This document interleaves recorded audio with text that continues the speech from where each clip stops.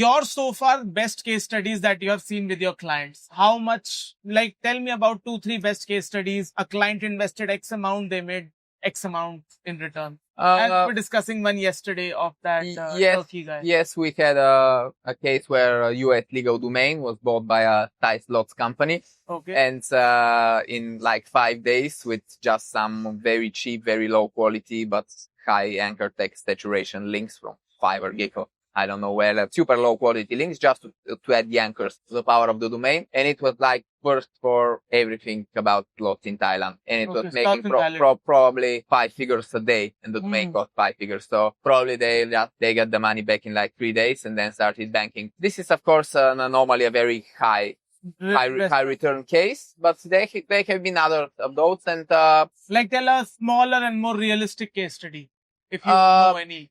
301s, we have done like 6 or 7 301s to our own website. They always help a bit. So it's not like you have zero effect. You don't have also crazy effect, but it helps a bit. And especially to a new website, if you do a good relevant 301, it stabilizes. Okay. Because Google said, because it has links and no longer like a zero links. site